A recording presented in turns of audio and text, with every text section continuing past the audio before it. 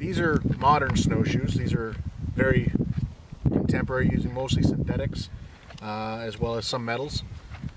These things are very efficient. Snowshoes are fantastic no matter what kind of snowshoe it is. It's a lot better than walking around without them. Luckily right now we've got very thin snow, very crusty snow, so it's easy to walk on it, but give it another week or two and we get another big snowstorm and we'll be getting 2-3 feet of snow drifts that we have to walk across. And up north where I'll be in a couple of weeks, you're dealing with 4, 5, 6 foot snow drifts that you got to walk through, and it's all powder snow. Very difficult to walk through when you're not using snowshoes. So the problem with it being, if you forget those, if you lose those, or if you break those, even traditional hickory and hide snowshoes, those things can break. And if you know what you're doing and you have some babiche or rawhide in your pack or in your bin like what I have here, you're going to be doing all right. You can cut in new strips, soak them, and weave them back in. If you break the frame, you can get pieces of wood and fit them in and wrap it in with rawhide and let it dry by the fire, and it'll harden up and you can get by with that. However, there are some cases where the snowshoes are just destroyed. They just get too badly damaged. And in some cases, I've even heard of sled dogs and even coyotes coming and eating the rawhide off of a pair of snowshoes that aren't being well taken care of. And of course, if you don't take care of your snowshoes in the long run, in the summertime, in the fall and the spring, when you put them away, you might come back and mice have eaten all the good rawhide and the babiche that's on there. Due to that, emergency snowshoes are something I think any winter traveler should know how to make. There's a lot of different ways of making snowshoes. You can get boards of wood and hew them down with an axe and shape them with a crooked knife and your belt knife and shape a snowshoe and then steam bend the end and bend it upwards. That can work, and if it's made of the right kind of wood, it'll be nice and light. It won't be any heavier than a rawhide snowshoe. Another option is, of course, you can do the Roycroft snowshoe or ski shoe, demonstrated by Morris Kohansky and many other Canadian survival instructors and northern survival instructors. The technique I'm going to be demonstrating to you is when you're dealing with scrub brush environment, like the stuff behind me. All we have around here right now is willow and some red osier dogwood, this being beaked or Bebb's willow. With this kind of material, it's hard to just take 2 or 3 and bend them into a snowshoe and get anything. So what we're going to be showing you what to do today is how to make this into a wicker snowshoe that can carry you across a lot of terrain for long distances. So stay tuned.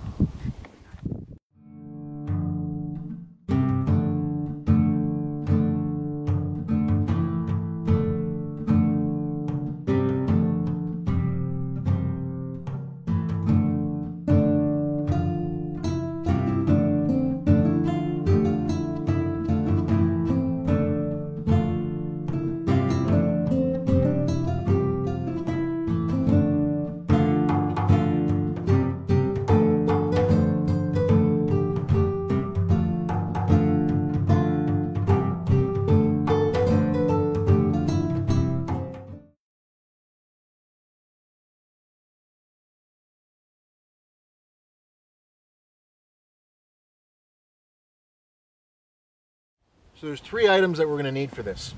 First, actually 4 really. We're going to need some thumb-thick pieces of wood, probably about 4 to 6 pieces, depending on how heavy we are or how big the snowshoe is going to be.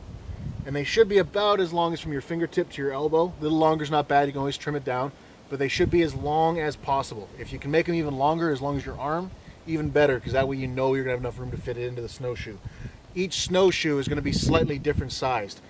If you had a bunch of these stakes and you could make a donut shape on the snow, just driving them in the ground, you can make a jig and make them all universal shape to make half a dozen of them. It's not going to be a big deal. But we're doing this by hand. We're going to be doing this with just what we have. So we're going to have about 4 to 6 of these. They don't have to be perfectly straight either. Straighter is better, but that is just for aesthetics. It's not really going to help us in the long run. So 4 to 6 of these. As much of this flexible shrub material that we can get. It doesn't matter if it has branches on it either. We're not going to be trimming these off or trying to make them look nice and neat. They aren't going to get in the way at all. So just snipping them from the ground is all you need to do. If you have a fire and it's really cold out, this stuff can be heated by the fire to make it more flexible. Luckily, we're dealing with above freezing temperatures right now. So this stuff is nice and flexible. And of course, since it's going to get bundled together, it's going to have all the strength of all the other sticks going with it. So there's not going to be a lot of breakage happening here. The last real item we need for the actual snowshoe itself is some string. Now, as you can see, this is not a lot of string, but if I take out the inner strands from the parachute cord, I get 7 more strands. So we have this sheath and these 7 inner strands, and these aren't going to be used a lot. We're not going to be taking a lot of this. We're going to be using small increments and making knots and tying off here by here by here. We're not going to be just spiraling up the entire length. So this should be enough to make 1 snowshoe, if not 2 snowshoes. So let's get going into making it. Now, if you don't have parachute cord inner strands or any parachute cord or string with you, you can peel the bark off of the willow. It's fairly strong, of course. You can see it breaks, but it takes quite a bit to break. And this is just going to be binding. This will work good with a constrictor knot or a clove hitch to tie up everything we need to do. And all you got to do that is take that 4th item I was talking about, your knife, basically cut in and very carefully, guiding it with your thumb, almost like a plane shave or a draw knife, go along the sticks of willow. This doesn't work so well with dogwood because it's not as strong, but these willow sticks can get you long lengths, and you can split this in half if you want. You can peel the outer bark off or scrape the outer bark off like that. Whatever you want to do to make it stronger, to make it more flexible, that can work. So let's get on to the actual project. Take the sticks that you have and sharpen one end. Now, as you can see, this one was just chewed up by a beaver almost. So what we're going to do is just clean it up, make it sharper than a pencil, and we're going to slope it back. You don't want to have a big humping shoulder with you don't want it so thick here and then just a little point. You want a nice sloping point. The reason being is this has to be fit through a very tight bundle of twigs. That'll do. The other end doesn't have to be sharpened, but a good idea is to actually cut off any sharp points on it and round it off a bit, because this is where we're going to be pushing from, and you don't really want a sharp corner sticking into your hand. And of course, you can always wear a pair of mitts or gloves, but even then it can be kind of uncomfortable.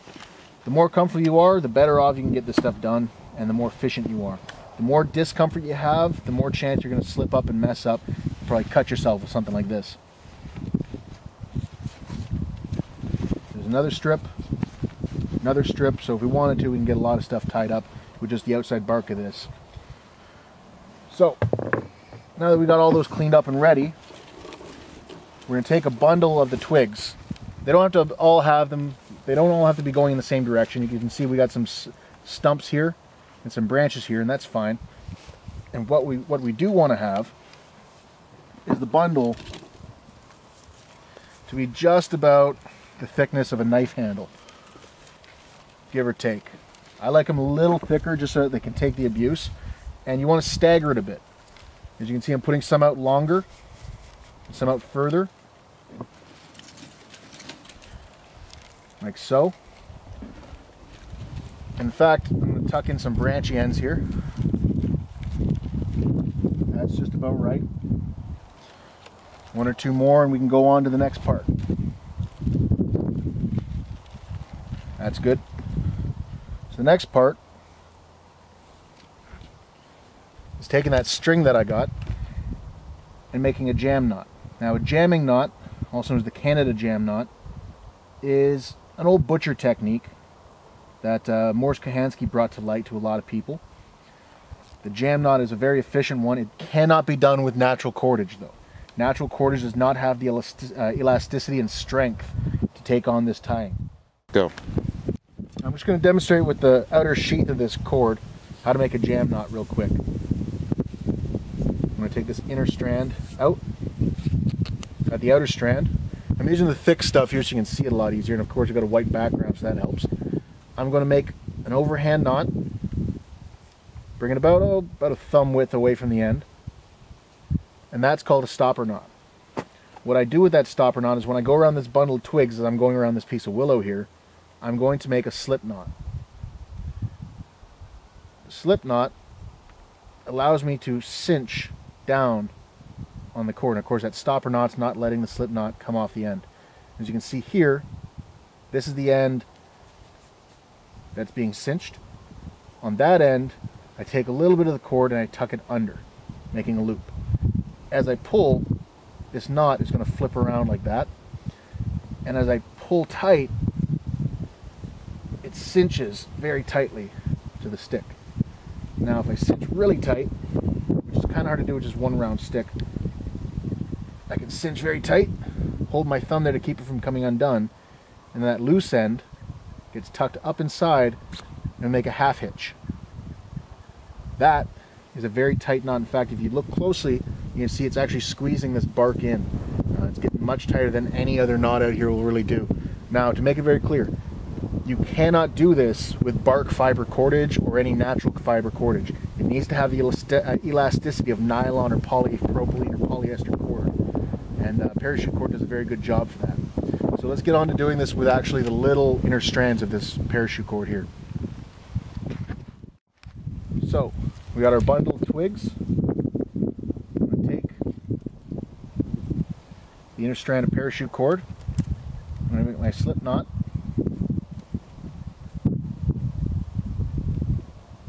And just to make it clear to everybody, if you didn't see it very well in this video, how to make a slip knot or how to make a jamming knot, you can look them up online. They're not hard to find. Just type in Canada jam knot or the jam knot, and it'll explain it in much more detail. You can find this stuff anywhere. So I'm cinching, not too tight, just tight enough to hold everything secure. I got that loop and I just tucked my long string in and I go in. The beauty of using this kind of a knot, and just leaving a little bit of a tail, is it allows me to use very little cord. As you can see, this was a very short cord, but I used very little of it. Now what I do is I go up about, give or take a hand or so, wherever it starts to look loose again, and I make another jam knot. I'm going to do this about 2 or 3 times, and then I'm going to start fitting in more sticks and making this bundle longer. Go about here, make my slipping knot,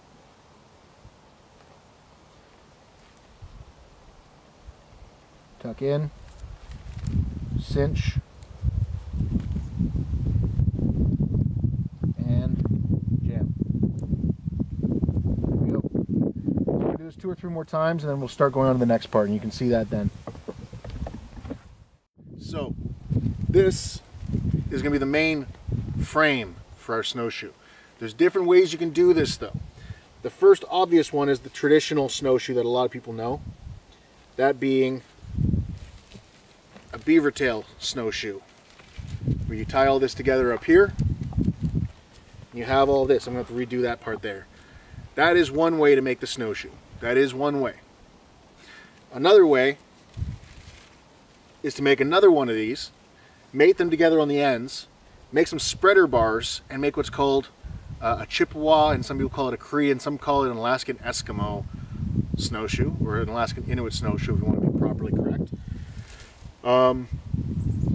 I don't know why it would be called an Alaskan Inuit snowshoe and a Cree snowshoe or a Chippewa snowshoe, because the Chippewa and the Alaskan Inuit live far, far apart. But you know what? Different styles may end up in the same places, and exact same tools might show up in different places. The bow showed up in Europe and North America practically at the same time, and there was no communication between those two nations at that time. So the other option, which is the option we're going to be going with, is a bear paw snowshoe. The reason we go with bear paw snowshoes, as you can see, there's a lot of brush behind me. Well, this is what a lot of Ontario looks like, a lot of thick bush. A long trailing snowshoe is really good for when you're out on lakes. If you're up on Great Slave Lake or Great Bear Lake, or up on Lake Ontario, Lake Huron, Lake Superior, it makes more sense because you can travel further distances and farther distances and longer distances with a longer snowshoe.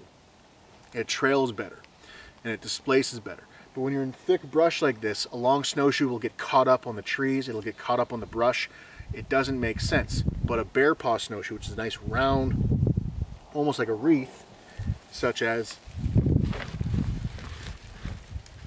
this shape right here, this makes a lot more sense.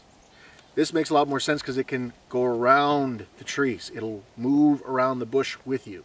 It won't catch you up as much as a tail would on an Inuit or a Michigan pattern or a beaver tail pattern, anything like that.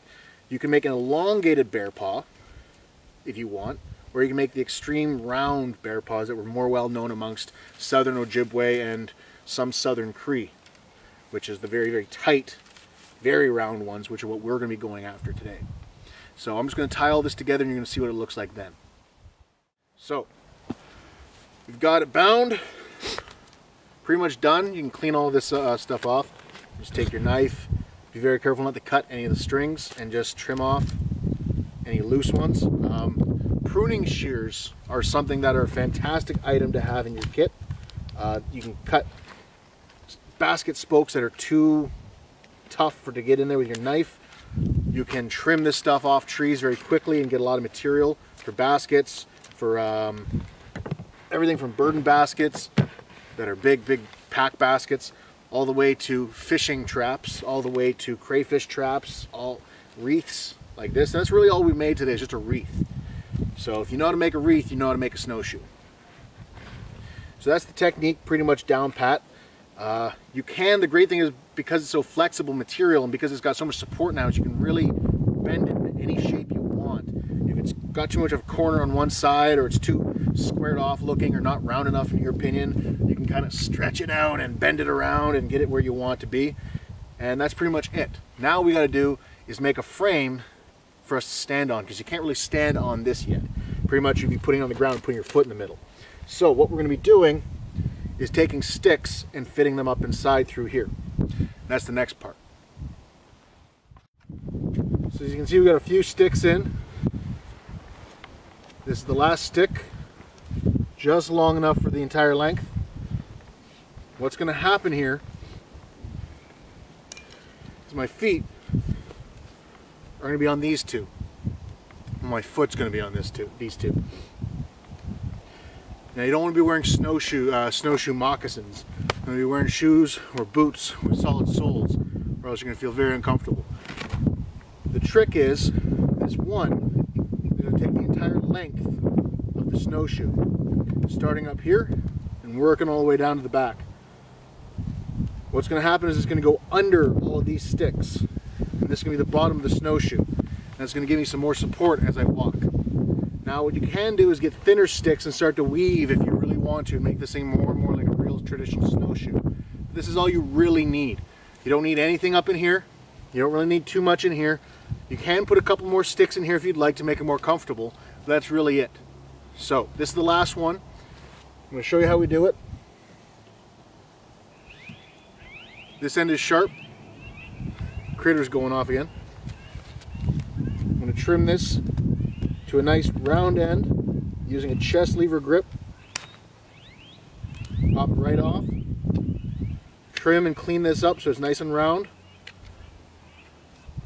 Make sure that I get rid of all these little branches, because those little branches are going to get in the way and snag up on things as I try and force it through all of this. That's pretty good. I'm going to straighten up now. If I really want to make this easy, I could peel all this bark off. That's just more time than I need. So what I'm going to do is I'm going to take this sharpened end, and just like the other sticks, I put it through in between the cords that I've attached. I put it through the wicker, place it down along, and when I get to that end, I'm going to have a little bit of fiddling because this little guy's in there. Put him in, and then tap it in. That's why we want it nice and round. That is the snowshoe. That's all there is to it. That's all that's needed. You stand on this and you can move. And now we're going to demonstrate me standing on it to show this does in fact hold my weight. So let's try that out. Now even with my Neos on, I'm sinking down. So let's test this out. Put my feet on it. Not a problem. Holds my feet perfectly. Now, one suggestion is if you're really concerned about this getting in your way, because the snowshoe, when you lash it on, you're going to be lashing from here. You're going to be putting a rope across, doing basically a larkspur, bring it up and around your boot, and then back and around up your leg. And your foot's going to be right here. As you walk, it's going to tip forward and kick up to get up and over the next snowdrift. This stick here can get in the way for that. So what you can do is do a cross bar lash and snip this off and take it right out. So that gives you that space in here. Or you can tie here, put another one here, tie here and cut this area out and have that as your toe area, depending on how it balances. This snowshoe wants to balance and kind of kick up for me right at this point, right at this stick here. That's my fulcrum. So that's my snowshoe. Now I gotta just make another pair, another mate for it. And I'll be able to start walking through all this deep snow that's eventually gonna come down here. So thank you very much for watching this video. Now you get to see how to make a simple, very expedient, very emergency-based snowshoe that actually can last an entire winter. And if it really doesn't last the entire winter, go make another pair. So thanks for watching. Tread softly. Now I know a few people are gonna be asking, because you always get it in the comment section, we get it in emails and inboxes all the time on YouTube and on our website. What were you using, Caleb? What was that tool you were using in your video? This is the Dragonfly 4.5 knife, designed by me and manufactured by Tops Knives down in Idaho Falls, Idaho. We're going to be making a very special video coming up very soon discussing all the details about this knife, which makes it, in my opinion, one of the best knives to have in the field with you. So please stay tuned, and again, thanks for watching.